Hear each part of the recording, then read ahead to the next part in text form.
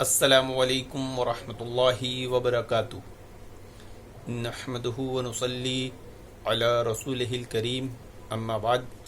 محترم ناظرین، کیا بات ہے، اس رمضان میں وہ ککرمتے دکھائی نہیں دے رہے ہیں جو ہر رمضان کو یا رمضان سے پہلے ہی مارکیٹ میں آ جایا کرتے تھے اور خوب اچھل کود مچایا کرتے تھے کہ تہجد اور تراویح کی نماز الگ الگ ہے۔ دیکھو سعودی عرب میں تہجد کی نماز الگ ہوتی ہے اور تراویح کی نماز الگ ہوتی ہے۔ وہ سارے ککرمتے پتہ نہیں آج کہاں گم ہو گئے۔ کیا ہوا؟ تہجد اور تراویح الگ الگ ہے تو ابھی سعودی عرب میں تہجد اور تراویح الگ الگ ہو رہی ہے، ایک ہی ہو رہی ہے۔ اور تہجد کی نماز 8 رکعت ہے اور تراویح کی نماز 20 رکعت ہے، تو مکہ میں ابھی کیا ہو رہا ہے؟ 8 الگ ہو رہی ہے، 20 الگ ہو رہی ہے۔ کیا ہوا؟ کہاں منہ چھپا کر بیٹھے ہو؟ اصل میں تمہارا حال ایسا ہو چکا ہے کہ عاملۃ ناصبہ تصلی نارا حامیہ، کہ عمل کر کر کے تھکے ہوں گے اور بھڑکتی ہوئی آگ میں ڈال دیے جائیں گے۔ رمضان جیسے مہینے میں، عبادت والے مہینے میں بھی لوگوں کی عبادتوں کو خراب کرتے ہو، انہیں کتاب و سنت سے دور کرتے ہو، صلو کما رأیتمونی اصلی، نبی کریم صلی اللہ علیہ وسلم کے طریقے سے دور کرتے ہو، امتیوں کے طریقے پر لانے کی بھرپور کوشش کرتے ہو، تو پھر اس کا انجام، رزلٹ تمہیں دنیا میں ہی دکھ جائے گا، آخرت میں تو دیکھے گا ہی۔ آخرت کی بربادی تو تمہارے لیے ہے ہی، اور دنیا میں تم نے دیکھ لی کہ آج مکہ مدینہ نے تمہارے مذہب، تمہارے موقف، تمہارے دعوے کو جھوٹا ثابت کر دیا، جھٹلا دیا، اور یہ بتا دیا کہ تراویح تہجد دونوں ایک ہی نماز ہے۔ ایک ہی نماز کے 2 نام ہیں، اس کی کیفیت میں فرق ہے۔ ایک نماز کے 2 نام ہو سکتے ہیں اور اس کی کیفیت بھی الگ الگ ہو سکتی ہے، یہ مسئلہ ہے۔ لیکن تم نے کیا کیا؟ لوگوں کو دھوکہ دیا، لوگوں کو دین سمجھانے کے بجائے انہیں مغالطہ دے کر انہیں گمراہ کیا، انہیں حق جماعت اہل حدیث، منہج اہل حدیث سے بدظن کیا۔ جس طرح ظہر کی نماز ہم 4 رکعت پڑھتے ہیں عام دنوں میں، کیا پڑھتے ہیں؟ ظہر کی نماز 4 رکعت فرض پڑھتے ہیں، یہی نماز سفر میں جا کر 2 رکعت پڑھتے ہیں اور قصر بن جاتی ہے، قصر کہتے ہیں۔ تو نماز ایک ہی ہے لیکن اس کی کیفیت کا فرق ہے۔ تو اہل حدیث کیفیت کو مانتے ہیں کہ تہجد کی وہ نماز جو رمضان میں تراویح بول کر پڑھی جاتی ہے، اس کی کیفیت میں فرق ہے، ہم اس کے قائل ہیں۔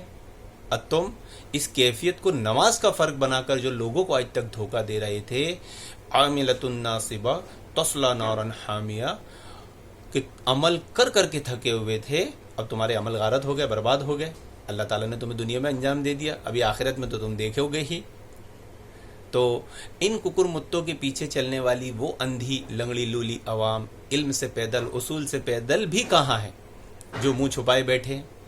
ارے تمہارے ایمان کو کیا ہوا، تمہاری غیرت کو کیا ہوا؟ تم تو ان سے پوچھو۔ ارے مولانا بڑی ٹوپی، اونچی ٹوپی لگا کے آج تک ہم کو دھوکہ مغالطہ دے رہے تھے، تراویح تہجد کو الگ الگ کر دے رہے تھے، شیعوں کا موقف، شیعوں کا مذہب ہمیں سکھا رہے تھے، یہ کیا ہو گیا؟ آج مکہ والوں نے ہمیں کیوں ٹھکرا دیا؟ آج مکہ والوں کی طرف سے ہمیں کیوں لات پڑ گئی؟ آج مکہ والوں کی طرف سے ہمارا مذہب کیوں ختم ہو گیا؟ اصل میں اہل حدیث ختم کرتے ہیں شیعوں کے موقف اور مذہب کو، لیکن برا ان مقلدوں کو لگتا ہے۔ آخر یہ ماجرا کیا ہے؟ یہ رشتہ کیا ہے؟ ہاں تو ککرمتوں کدھر ہو؟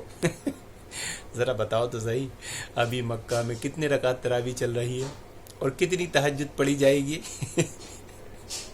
ہاں 8 رکعت تراویح ہوتی ہے، 20 سے کم نہیں ہوتی، تو مکہ میں، اور 20 سے کم اگر ہو گئی تو وہ کیا ہو جاتی ہے؟ تہجد ہو جاتی ہے۔ تو اب مکہ میں تو 8 رکعت عام پورے مہینہ پڑھی جا رہی ہے اور آخری عشرے میں پھر 8 رکعت پڑھی جائے گی، تو تم اسے کیا کہو گے کہ پورا مہینہ تراویح نہیں پڑھے، تہجد پڑھے، جیسے شیعہ کہتے ہیں، تمہارے بڑے بھائی کہتے ہیں، ایسا ہی کہو گے؟ ایسا ہی کہنا پڑے گا، کیونکہ انہی کی زبان اپنے منہ میں چوس کر تم بولتے ہو۔ اسی وجہ سے تم اتنے ذلیل و خوار ہوتے ہو، اور پھر کیا ہوتا ہے؟ پھر تمہارا جن جاگ جاتا ہے، 20 روپے والا جن جاگ جاتا ہے، بھڑاس نکالتے ہو، تانے دیتے ہو، اور تانے بھی کیسے دیتے ہو؟ جیسے کوئی عورت تانے دیتی ہے، پھر جملے بازی کرتے ہو، مغالطے دیتے ہو۔ دیکھو جس کا مذہب حق ہوتا ہے نا، اسے مغالطے، دھوکے بازی دینے کی ضرورت نہیں ہے، سچ کو آنچ نہیں ہوتی، حق ایک دن ثابت ہوتا ہے۔ دیکھو اہل حدیث کا صبر، آج ہماری زندگی میں ہمارے سامنے ہی تم ہم سے لڑتے تھے، آج اللہ تعالیٰ نے تمہیں مکہ سے ہی ذلیل کروا دیا۔ ابھی آخرت کی ذلت تو باقی ہے، اس سے پہلے کہ دنیا آخرت دونوں برباد ہو جائے، توبہ کر لو، کیونکہ عبادت اسی طریقے پر کی جائے گی جیسے اللہ کے نبی صلی اللہ علیہ وسلم کے طریقے سے آپ کی زبان آپ کے عمل سے مشروع ہو. اور یہ کلمے کے تقاضے ہیں. اگر کلمے کا تقاضے آپ کو نہیں معلوم ہے تو سمجھ لیجیے کلمے کا یہی تقاضا ہے.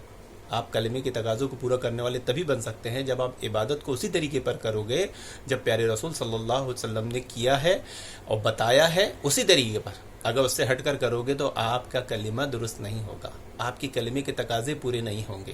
اور جس آدمی کا کلمہ درست نہ ہو، جس کے کلمے کے تقاضے پورے نہ ہو، وہ آخرت میں کامیابی پا سکتا ہے؟ وہ تو دنیا میں نہیں پا سکتا.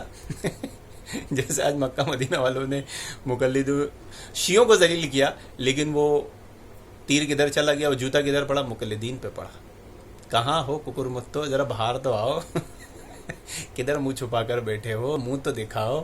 کہ کیا منہ دکھانے لائق نہیں رہا؟ اللہ رب العالمین سے دعا کہ اللہ رب العالمین ان دھوکہ دینے والے مغالطہ دینے والے مقلدین کی جماعت سے مسلمانوں کو محفوظ رکھے اور انہیں کتاب و سنت والا، منہج اہل حدیث والا اور اسلاف کے طریقے پہ چلنے والا بنائے. آمین یا رب العالمین.